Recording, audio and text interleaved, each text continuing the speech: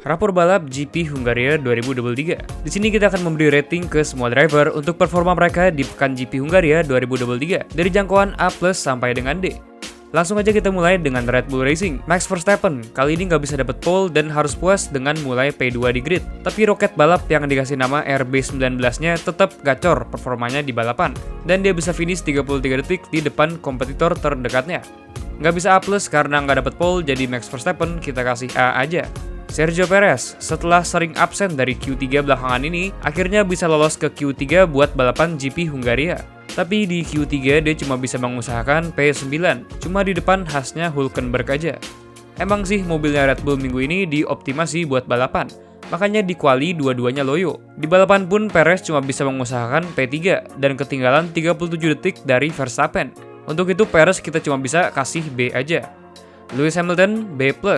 Nggak bisa kita kasih A walaupun udah bisa nyuri pole dari Verstappen.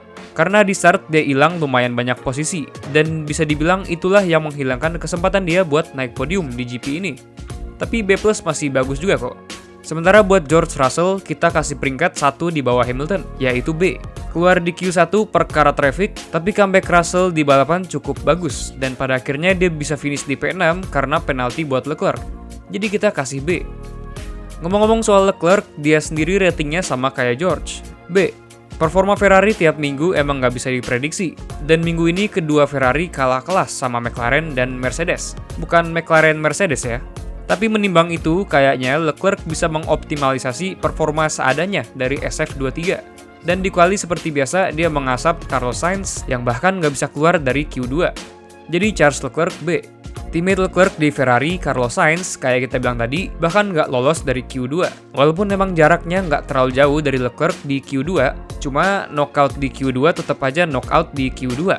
Buat balapannya dia juga nggak terlalu ninggalin impresi yang gimana-gimana, tapi performanya cukup aja. Jadi untuk itu kita kasih Sainz C+.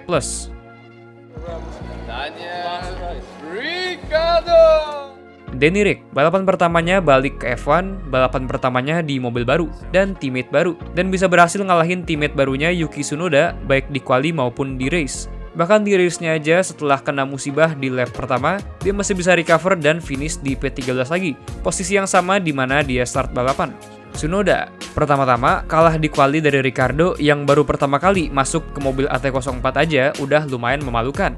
Ditambah di balapan dia juga nggak bisa ngapa-ngapain, walaupun udah bisa naik beberapa tempat setelah terjadi bowling Hungaria Part 2 di lap pertama. Dan di akhir dia finish di P15, 2 posisi di belakang Ricciardo.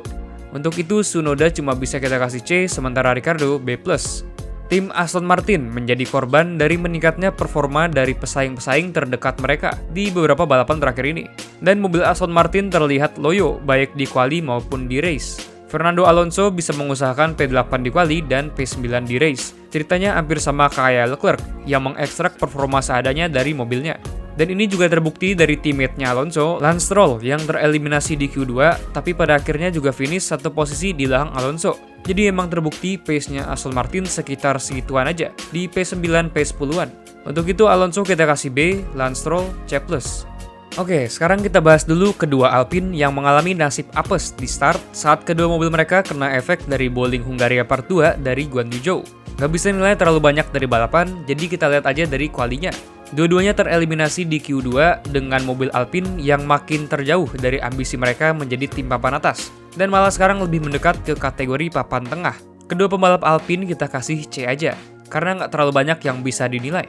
Lanjut ke sepasang pemain bowling handal. Tentu aja kita ngomongin Alfa Romeo. Bottas yang menjadi pencetus main bowling di Hungaria tahun 2021 lalu, sekarang datang ke Hungaria di 2023 dengan kualifikasi P7 pakai mobil Alfa Romeo, yang notabene-nya adalah mobil papan tengah ke bawah di musim ini. Di balapan dia lumayan kehilangan momentum di start, gegara teammate-nya yang mulai persis di depannya masuk ke anti-stall. Dan dari situ Bottas cukup anonimus dan membawa pulang Alfa Romeo-nya di P12. Kita kasih C+. Untuk rekan setimnya Bottas yang meneruskan tradisi bowling di 2023 ini, sebenarnya pekan balap ini berpotensi memberikan Guan Yu Zhou poin yang lumayan setelah dia berhasil kualifikasi di P5. Tapi sayangnya dia masuk ke anti-stall di start, dan kalau dia pikir ini udah buruk, 700 meter kemudian dia menghancurkan balapannya dengan menabrak ke belakang Daniel Ricciardo yang menyebabkan DNF-nya kedua Alpine, dan dari situ dia drop ke posisi belakang. Ya udah, mau gimana lagi? D+. karena dia membuang start P5-nya dengan sia-sia dan menyebabkan 2 driver lain untuk DNF. Satu lagi tim yang main di papan tengah bawah buat musim 2023 adalah Haas. Kayaknya Haas cuma kelihatan tiap kali Nico Hülkenberg masuk ke Q3 aja, dan abis itu udah ngilang lagi. Tapi seriusan deh, Hülkenberg udah beberapa kali masuk ke Q3 dengan Haas-nya. Nggak terkecuali di GP Hungaria ini, dan itu sangatlah impresif. Cuma di balapan, sepertinya mobil Haas emang rada hopeless. Karena di Hungaria pun Hulk harus bisa senang dengan finish P14 aja. Teammate-nya Kevin Magnussen kurang pace di quali dan di balapan. Di balapan dia terpisah jauh dari pembalap lain di depannya, dan ini sih definisi rungkat, suram, dan nggak ada masa depan. Nico Hülkenberg B, Kevin Magnussen D+.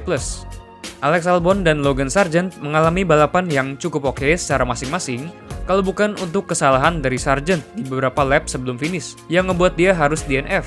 Albon sendiri finish P11, dan bisa dibilang P11 sekarang adalah best of the rest, dengan tim top 5 yang udah tersolidifikasi di depan. Untuk Albon kita kasih B, sementara Sargent cuma bisa dikasih C. Dan terakhir di rapor balap, tapi bukan terakhir di track, adalah McLaren. Tim Inggris yang mengalami kenaikan sejak Silverstone ini berhasil membawa pulang podium dengan P2-nya Norris, dengan mobil satunya yang juga masih finish di top 5 dengan Piastri. Di kualifikasi, kedua driver menampilkan performa yang bagus, dan ini diteruskan di balapan juga. Cuma sayangnya mereka nggak bisa double podium dengan Piastri yang jatuh ke P5 setelah startnya yang bagus. Untuk podium kedua berturut-turutnya ini, Lando Norris kita kasih A. Sementara Oscar Piastri dengan usahanya yang baik sebagai rookie, kita turunin 1 ke B+. Jadi kira-kira ranking fullnya terlihat seperti ini untuk rapor balap edisi GP Hungaria 2023. Gue yakin kalian pasti punya pendapat yang berbeda dari gue, dan gue persilahkan buat kalian untuk saling sharing rating kalian untuk setiap driver di kolom komen di bawah. Tapi itu aja untuk rapor balap kali ini, dan kalau ada saran, kritik, atau sekedar ingin diskusi, boleh banget kalian komen di bawah. Like dan subscribe ke Ngobrol F1 biar nggak ketinggalan video-video selanjutnya.